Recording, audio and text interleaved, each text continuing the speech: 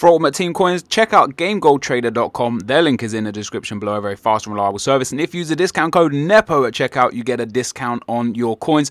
They also offer PSN, MSP, and other game gold as well. What's up, guys? NepentheZ here, and welcome back to another episode of the best team in FIFA. Today we've got a team sent in by JMitchy9.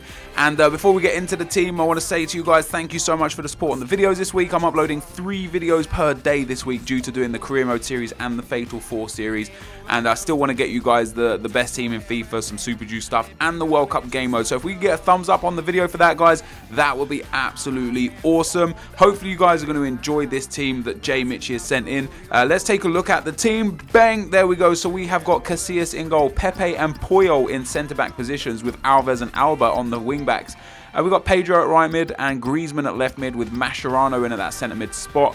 We've got Fabregas and Diego as the 2 cams with Neymar as a striker. Now, typically, I don't like the 4-5-1 and I don't like not having a target man as a striker.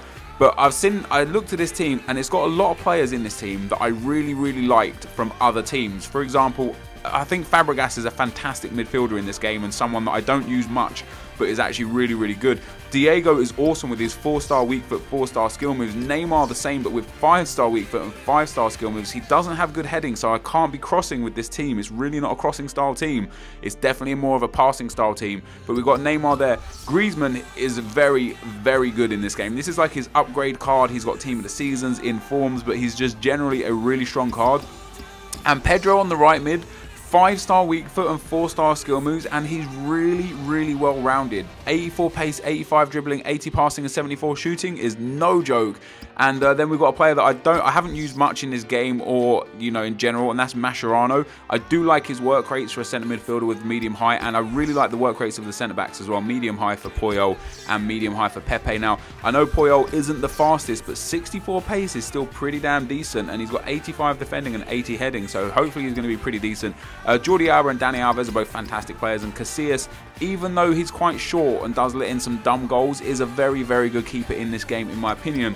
So I was looking forward to using this team. Thank you for J Mitch for sending the team in. If you guys have got any teams that you want to recommend, send them into twitter.com/NepentheZ, go onto Foothead, build your team, link it to me, and I'll see if I like the look of it, bang, I make a video on it. And I like the look of this one, guys. So we're going to get straight into the gameplay and see how good this team actually is. Okay guys, as we go into the gameplay, you can see on the screen that I've given this an overall of a 3-star rating. I've given the attack, which was just Neymar, a 4-star. I've given the midfield a 3-star, could arguably have been a 2-star, and the defense a 3-star rating as well. Overall 3-star.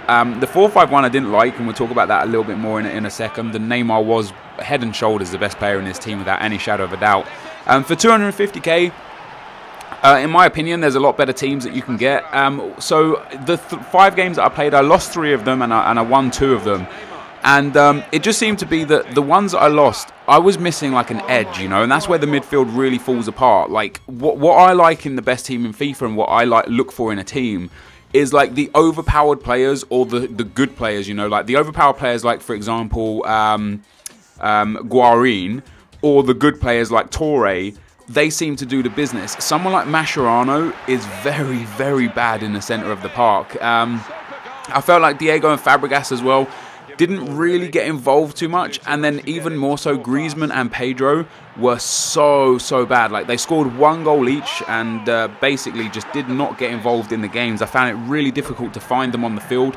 And that, again, might be down to the fact that I don't like one-striker formations, with exception of the 5-2-2-1. I find it really strange that I can play with the 5-2-2-1 no problem, but when you put another one-striker formation in there, whether it be 4-3-2-1, 4-5-1, anything like that, I just can't play with it. I just don't know. I don't know where the players make the runs. I'm not used to abusing chip-through balls, so when I pack my midfield, like people that pack their midfield, you guys look to abuse the chip through balls. My like style of play is crossing, and as I said at the start of the video, this team is not built for crossing. That being said, if Neymar was a different striker who had really good heading, I do think I would have scored a fair few more goals, because there was so many opportunities that I had where I crossed it to the back post and Neymar was there, but because his heading is so bad and he's he's very weak, he just was unable to put the ball in the back of the net. So The 4-5-1 for me was a bad formation. I can see how you would enjoy this team. I can see how you would find this to be a good, strong team. But for me, it lacks overpowered players. And, you know, we're in a stage of FIFA 14 where overpowered players are literally all people play with. Like, you're looking at the teams I'm coming up against, and everyone's got overpowered player after overpowered player. And I'm playing with a team who has Puyol in it. And no disrespect to Puyol, because he's actually a decent enough centre-back. But there was one game where the guy had Ronaldo as a striker, and he was just burning Puyol for pace. Whereas I could have had Sergio Ramos there, and he would have done a much, much better job in that, you know, in that defensive position. On the left and right wing as well, I wouldn't say I was unhappy with Pedro. I actually found him to be okay. But the problem is, and again, this is due to the formation that I'm used to playing. The problem is that when I get the ball down the right-hand side, I look for a midfielder or a right-back to pass it to, and then the striker as well, because I play with two strikers. And when I got it in that position, those players just weren't there. Fabregas and Diego pushed so far up that Pedro was left with no options other than to pass back to Mascherano. And Mascherano was always just in uncomfortable positions and crowded out by too many midfielders. So I really didn't like this team and the way it played. But that's not to say it's a bad team. Do I recommend you trying it? Absolutely not. Do I think it's the best team in FIFA? Absolutely not. But this is going to be the end of the video, guys. If you guys want to recommend me your favourite teams in FIFA, go right ahead. I might do a mini series on like really cheap squads and the cheapest team from all of the major leagues that is also going to play well. So we'll still do that throughout the best team in FIFA. But for now, guys, this is going to be the end of the video. So thank you guys so much for watching. Leave a like rating on the video, and I will see you next time. I'm out. Peace.